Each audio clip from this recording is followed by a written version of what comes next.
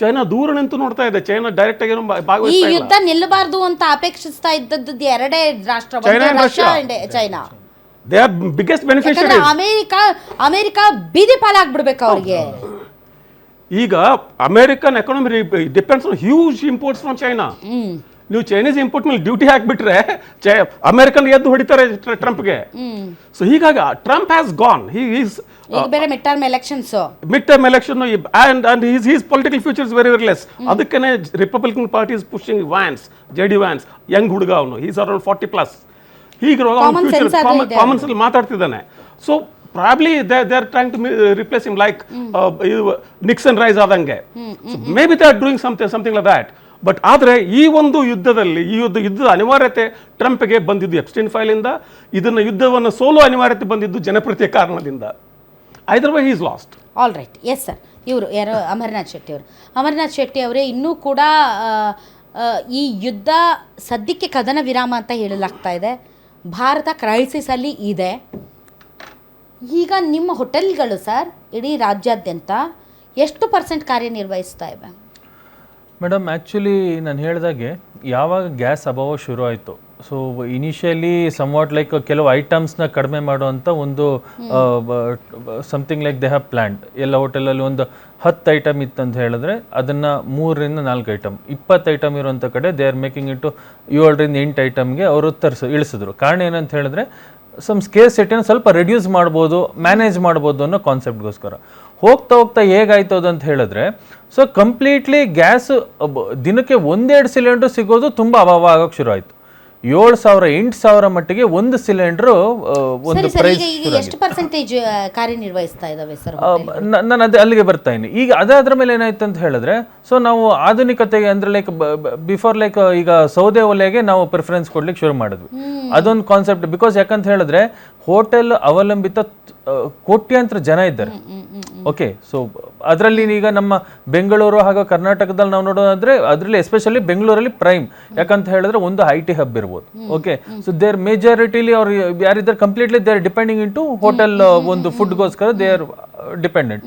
So ಈಗ ಏನಾಯ್ತು, ನಾವು ಹೋಟೆಲ್ ಮುಚ್ಚುವಂಥ ಪರಿಸ್ಥಿತಿ ಇಲ್ಲ. ಯಾಕಂತ ಹೇಳಿದ್ರೆ ಇವತ್ತು ಹೋಟೆಲ್ಲು ಮೊದಲೆಲ್ಲ ಈಗ ಯಾಕಂದ್ರೆ ನಮ್ಮ ತಂದೆ ಕಾಲದಿಂದನೂ ಹೋಟೆಲ್ ನಾವು ನೋಡ್ಕೊಂಡ್ ಬಂದಂಥವ್ರು. ಆವಾಗೆಲ್ಲ ಒಂದು ಚಿಕ್ಕ ಚಿಕ್ಕ ದರ್ಶಿನಿಗಳು ಇರ್ತಿತ್ತು. So but less investment. ಇವಾಗ ಆ ಥರ ಪರಿಸ್ಥಿತಿಲಿ ಇಲ್ಲ, because of the competitive world. ನಮ್ಮಲ್ಲೂ ಕಾಂಪಿಟೇಟಿವ್ ತುಂಬ ಇದೆ, ಕೋಟ್ಯಾಂತರ ರೂಪಾಯಿ ಬಂಡವಾಳದ ಅವಶ್ಯಕತೆ ಇದೆ. ಫ್ಯಾನ್ಸಿ, ಹೌದು, ಆಂಬಿಯನ್ಸ್ ಇಷ್ಟಪಡ್ತಾರೆ. ಒಂದು ಮತ್ತೆ ಇನ್ನೊಂದು ಅಂತ ಹೇಳಿದ್ರೆ, ಇವತ್ತು ಒಂದು ಕೆಲಸಗಾರರು ಕೂಡ ಒಬ್ಬರು ಅಡುಗೆ ಭಟ್ರಿಗೆ ಸಂಬಳ 60,000 ರಿಂದ 70,000 ಹೋಗಿದೆ. ಅದು ಒಂದು ಮೀಡಿಯಂ ರೇಂಜಲ್ಲಿ. ಓಕೆ, ಸೊ ಮತ್ತೆ ಒಂದು ಕೆಲಸಗಾರರ ಅಭಾವ ತುಂಬ ಇತ್ತು. ಅದ್ರ ಮಧ್ಯೆ ಈಗ ಇನ್ನೊಂದು ಸಮಸ್ಯೆ ಗ್ಯಾಸ್ ಆಗಿದ್ದು. ಸೊ ಇದನ್ನ ಓವರ್ಕಮ್ ಆಗ್ಲಿಕ್ಕೆ we are start with like ಒಂದು ಸೌದೆ ಒಲೆಯಿಂದ ಸಂವಾಟ್ ರಿಕವರ್ ಆಗ್ತಾ ಇದ್ವಿ. ಆದರೆ ಅದನ್ನ ಇವತ್ತು ನಿಭಾಯಿಸೋಂಥದ್ದು ತುಂಬ ಈಸಿ ಇಲ್ಲ.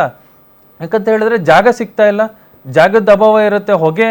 ಓಕೆ, ಇದೆಲ್ಲ ಅದರಲ್ಲೂ ಕೂಡ ಆ ಸೌದೆ ಒಲೆ 10-15 ಸಾವಿರ ಇದ್ದಿದ್ದ ಪ್ರೈಸ್ ಇವತ್ತು 20,000 ರಿಂದ 30,000 ಹೋಗ್ಬಿಟ್ಟಿದೆ. ಅದು ಬುಕ್ಕಿಂಗ್ಸ್ 2 ತಿಂಗಳು 3 ತಿಂಗಳು ಬೇಕು ಅನ್ನೋ ರೇಂಜಿಗೆ ಹೋಗಿದೆ.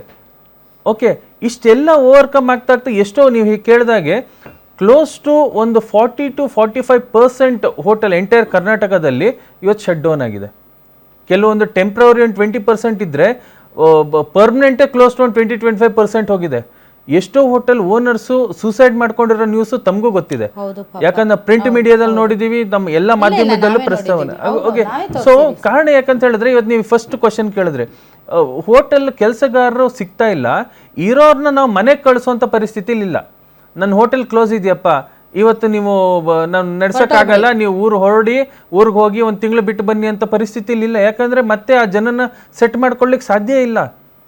ಹಾಗೆ ಪರಿಸ್ಥಿತಿ ಇರುವಾಗ ಅವ್ರಿಗೆ ಸಂಬಳನೂ ಕೊಡಬೇಕು, ಹೋಟೆಲ್ ಬಾಡಿಗೆನೂ ಕೊಡಬೇಕು. ಬಹಳ ದೂರ ಹೋಗುತ್ತೆ ಅನ್ನೋದು ಎಲ್ಲೋ ಒಂದು ಕಡೆ ಇವತ್ತು ಈ ಒಂದು ಕದನ ವಿರಾಮ ಅನ್ನೋದು ಒಂದು ಸ್ವಲ್ಪ ಎಲ್ಲರಿಗೂ ಇಡೀ ಪ್ರಪಂಚಕ್ಕೆ ಒಂದು ನೆಮ್ಮದಿಯನ್ನು ನಿಟ್ಟಿಸಿರು ಅಂತ ಅನ್ಸಲ್ವಾ ಸರ್? ಹೌದು, ಒಂದು ಭಾಗಶಃ ನಮಗೆ ಒಂದು ಖುಷಿ ವಿಚಾರನೇ ಇದು. ಯಾಕಂತ ಹೇಳಿದ್ರೆ ನಾನು ಹೇಳ್ತಾ ಇದ್ದೆ, ಈಗ ವೆಕೇಶನ್ಸ್ ಟೈಮ್, ಓಕೆ, ಮಕ್ಕಳು ಸ್ಕೂಲ್ ಶುರು ಆಗೋಂಥ ಟೈಮು. ಅಂಥದ್ರಲ್ಲಿ ಈಗ ಬೇಕರಿ ಕಾಂಡಿಮೆಂಟ್ಸ್ ನಡೆಸೋಂಥವ್ರು ಒಂದು ಕುಟುಂಬ ನಿರ್ವಹಣೆ ಒಂದು ಚಿಕ್ಕ ಹೋಟೆಲ್, ಒಂದು ಬೇಕರಿನ ಕಾಂಡಿಮೆಂಟ್ಸ್ ಎಲ್ಲ ನಡೀತಾ ಇರುತ್ತೆ.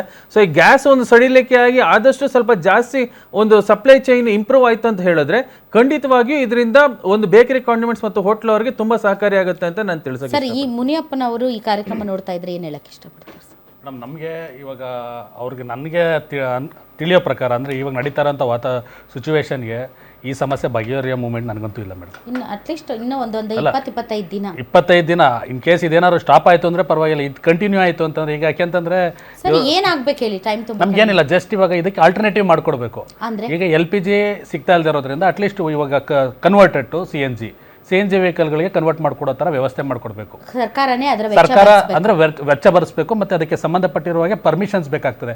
ಆ ಪರ್ಮಿಷನ್ಸ್ನ ಕೊಡಿಸುವಂಥ ವ್ಯವಸ್ಥೆನ ಈಸಿಯಾಗಿ. ಖಂಡಿತವಾಗಿ. ಥ್ಯಾಂಕ್ ಯು ವೆರಿ ಮಚ್ ತಾವೆಲ್ಲರೂ ಇಷ್ಟೊತ್ತು ಕಾರ್ಯಕ್ರಮದಲ್ಲಿ ಭಾಗವಹಿಸಿದ್ರೆ. ನೋಡಿದ್ರಲ್ಲ ವೀಕ್ಷಕರೇ, ಇದು ನಿಜಕ್ಕೂ ಕೂಡ ಕದನ ವಿರಾಮ ಆಗುತ್ತಾ ಅಥವಾ ಮುಂದುವರಿಯುತ್ತಾ, ಯುದ್ಧ ಇಲ್ಲದೆ ಇದ್ದರೆ ಅಂತ್ಯವಾಗುತ್ತಾ ಗೊತ್ತಿಲ್ಲ. ಬಟ್ ಒಂದಂತೂ ಸತ್ಯ, ಏನೋ ಒಂದು ವಿನಾಶ ಆಗ್ತಾ ಇತ್ತು ಅನ್ನುವಂತಹ ಸಂದರ್ಭ ಈಗ ಇಲ್ಲ. ಎಲ್ಲರೂ ನೆಮ್ಮದಿಯ ನಿಟ್ಟುಸಿರು ಬಿಟ್ಟಿದ್ದಾರೆ. ಇದು ಇರಾನ್, ಇಸ್ರೇಲ್ ಅಥವಾ ಅಮೆರಿಕ ವಿಚಾರ ಅಲ್ಲ, ಇದು ಇಡೀ ಪ್ರಪಂಚದ ವಿಚಾರ, ಇದು ಭಾರತದ ನೆಮ್ಮದಿಯ ವಿಚಾರ ಕೂಡ. ಅಷ್ಟರ ಮಟ್ಟಿಗೆ ಇವತ್ತು ಒಂದು ದೊಡ್ಡ ಆಘಾತ, ಅಪಾಯ ತಪ್ಪಿದೆ. ಇದು ಪರ್ಮನೆಂಟಾಗಿ ಬದಿಗೆ ಸರಿಯುತ್ತಾ ಅಥವಾ ಮತ್ತೆ ಹುಚ್ಚಾಟಕ್ಕೆ ಇನ್ನೂ ಏನೇನೋ ಬೆಳವಣಿಗೆಗಳಾಗುತ್ತಾ ಗೊತ್ತಿಲ್ಲ. ಆದರೆ ಎಲ್ಲೋ ಒಂದು ಕಡೆ ಟ್ರಂಪ್ನ ದುರಹಂಕಾರ ಕಡಿಮೆ ಆದಂಗೆ ಕಾಣ್ತಾ ಇದೆ. ಈ ಮೂಲಕ ಅಂತಾರಾಷ್ಟ್ರೀಯ ಜಾಗತಿಕವಾಗಿ ಬಹಳಷ್ಟು ಬದಲಾವಣೆಗಳು ಆಗಬಹುದು. ನಾಳೆನೇ ಸಿಕ್ಕಿಬಿಡುತ್ತಾ, ನಾಳೆನೇ ಎಲ್ಲ ಆಗುತ್ತಾ? ಇನ್ನೊಂದು 20-25 ದಿನ ವೇಟ್ ಮಾಡಬೇಕಂತ ಅನಿಸುತ್ತೆ.